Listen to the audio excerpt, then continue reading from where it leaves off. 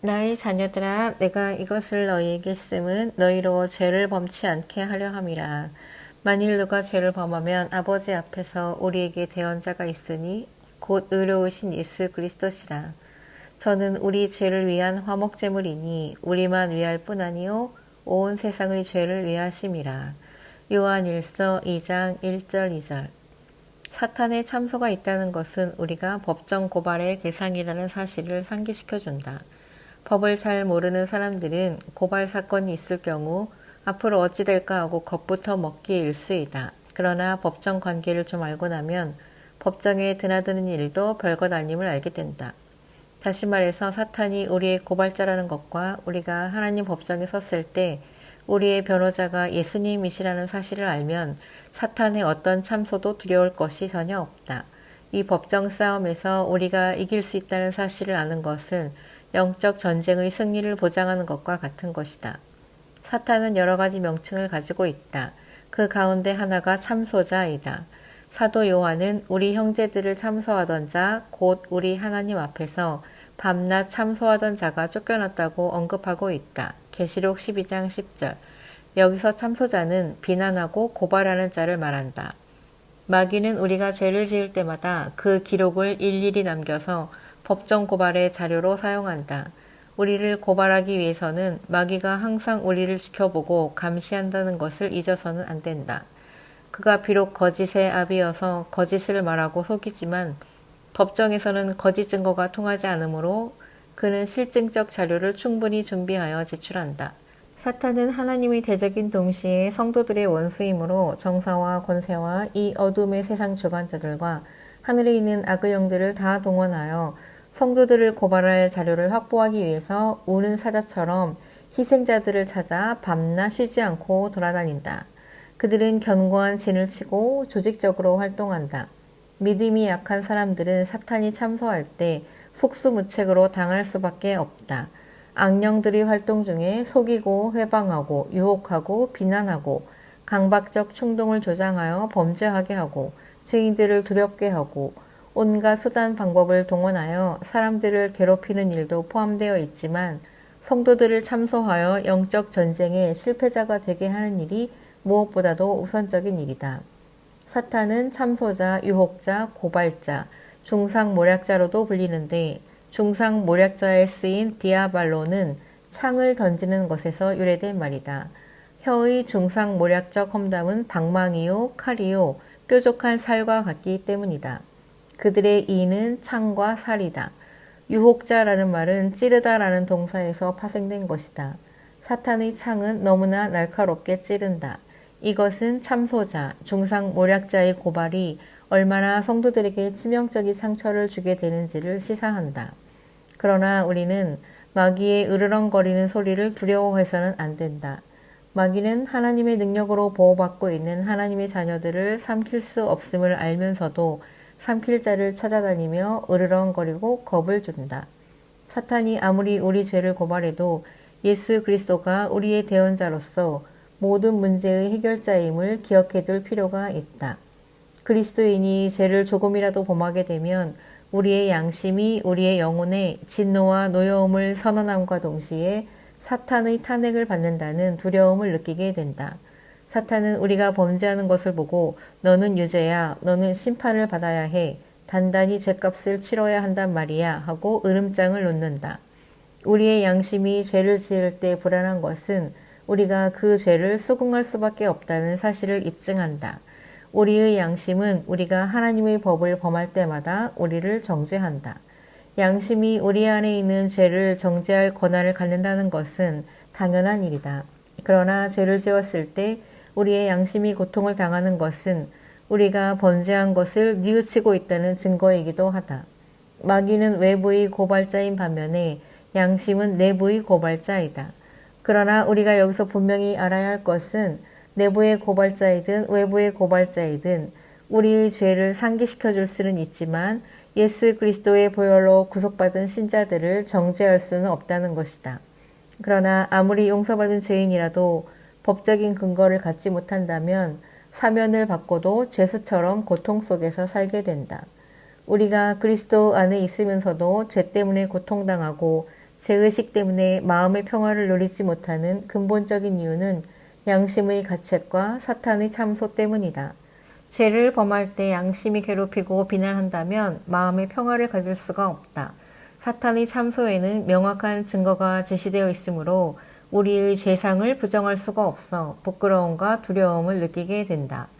신자가 마음에 평안이 없다는 것은 사탄에게 속박당하고 있다는 증거이다. 자신의 몸을 들여 영원한 제사를 드림으로써 믿어 거룩하게 된 자들을 영원히 온전케 하신 영원하신 대제사장이 하나님의 법정에 나타나 참소자들에 대해 우리를 변호하신다는 사실은 우리가 마귀의 참소를 받을 때 두려워하지 말아야 할 이유를 제시한다. 변호자란 법정에 있는 나의 친구를 의미한다. 이 법정의 친구는 재판장의 아들이시다. 재판장이 공의의 하나님이라는 것은 비록 아들이 변호자로 나선다 하더라도 법에 따라 공정하게 재판이 진행될 것을 뜻한다. 재판장은 아들이 변호자란 이유로 우리의 고발 사건을 절대로 기각하지 않을 것이다. 우리가 죄를 범했다는 것은 하나님의 법을 어긴 것을 말한다. 하나님의 법은 엄정하고 불변하다. 하나님은 법적인 고발자를 무시할 수가 없어 정상적인 재판을 진행할 수밖에 없다. 사탄의 참소가 유죄에 해당된다면 하나님도 그의 말을 들어주셔야 한다. 우리 모두가 죄를 지었기 때문에 사탄은 거짓말을 할 필요가 없다. 그는 법정의 당당한 원고로서 자기 할 말을 다 할 것이다. 만일 우리에게 죄가 없다면 사탄은 우리를 고발하기 위해서 하나님의 법정에 나아갈 수 없다. 그에게 법적 청구권이 있을 때에만 아버지 앞으로 나아가 우리를 참소할 수 있는 것이다. 마귀가 우리를 참소한다는 것은 우리가 죄를 지었다는 증거를 그가 이미 갖고 있다는 뜻이다. 마귀는 수많은 악령들을 동원하여 우리 죄에 대한 증거를 수집할 것이다. 사탄은 하나님의 법정에 원고로 등장한다. 원고는 법정에 고발하는 사람을 뜻하는 법정 용어이다. 사탄은 고발자로서 우리의 죄에 대한 수많은 증거를 원고의 자료로 제시한다. 사탄이 입수한 증거들은 우리에게 매우 불리한 것들이다. 사탄의 참소를 받은 사람들은 수치와 모멸감, 울분과 죄책감으로 가득 차서 감옥에 앉아있는 사람의 심정이다. 부정할 수 없는 죄를 지었다는 사실 때문에 사람들과 하나님 앞에 부끄럽고 견딜 수 없는 고통을 느끼겠지만 마냥 슬퍼하고 낙담하면서 앉아있을 수만은 없다. 여러 가지 정황으로 죄상이 너무나 명백해 빠져나갈 구멍이 없는 절망적 상태일 때 우리는 우리의 변호자요 친구이신 예수님을 법정으로 모셔드려야 한다. 그분은 우리가 죄를 인정하고 뉘우친다면 기꺼이 우리를 돕겠다고 말씀하신다. 우리가 정죄받는 것은 율법을 범한 것 때문인데 우리의 변호자는 우리를 대신하여 형벌을 받으심으로 율법의 요구를 다 이루어 율법의 마침이 되셨다. 그러므로 그는 어떤 죄인도 변호할 자격이 있으신 것이다. 죄값이 죽음이라는 사실 때문에 우리의 변호자가 우리 죄를 대신하여 죽으신 것이다. 그러므로 우리는 마귀의 참소로 인해 정죄받고 두려움 속에 살 필요가 없다. 우리의 변호자이신 예수님께서 우리 대신 죄값을 치른 사실을 당당하게 말할 권리가 있는 것이다. 우리가 죄를 지은 것도 사실이고 마귀의 참소와 그 증거 자료도 부정할 수 없는 사실이지만 우리의 변호자가 우리의 죄값을 대신 치른 것도 사실이다. 범죄한 우리를 위해 말할 수 없는 탄식으로 중보의 기도를 드리시는 예수님은 당당하게 법정에 나타나 원고인 사탄에게 우리를 참소할 법적 증거가 없음을 변론하게 된다. 죄에 대한 형벌이 죽음에 해당한다고 사탄이 우겨봐도 소용이 없다. 우리의 변호자는 의뢰인의 죄도 인정하고 율법을 어긴 사실도 인정한다. 그러나 자신이 율법의 요구를 모두 지불했으므로 의뢰인에게는 죄가 없고 무죄라며 자유를 선포하면서 이렇게 말한다. 원고인 사탄은 들어라. 나는 나의 의뢰인의 죄 때문에 십자가에서 피를 흘렸다. 그의 죄값을 치르느라고 질고를 당하며 죽었다. 마귀야, 너는 내 의뢰인을 고발할 아무런 근거가 없다. 내가 그의 빚을 다 청산했기 때문이다. 존경하는 재판장님, 내 손에 있는 이 못자국과 내 옆구리의 창자국을 증거 자료로 제시하고 변론을 마치겠습니다. 이렇게 하여 우리의 소송 사건이 종결되었다. 예수님의 보혈이 우리의 모든 죄를 도말하고 우리에게 자유를 주셨으므로 더 이상 우리는 마귀의 참수에 끌려다니며 조롱당할 필요도 없고 그에게 속박당할 이유가 없다. 우리에 대한 사탄의 소송 사건은 기각되었다. 일사부재리 원칙에 따라 한 번 기각된 사건은 다시 고발 대상이 되지 않는다.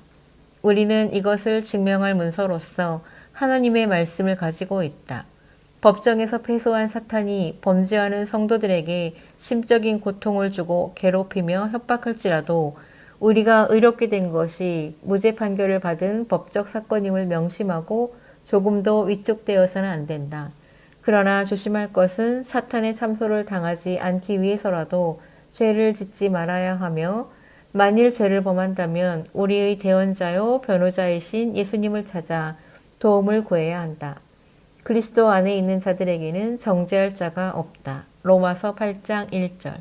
이것이 믿는 자는 천국에 가고 믿지 않는 자는 지옥에 가는 이유가 될 것이다. 아멘, 아멘.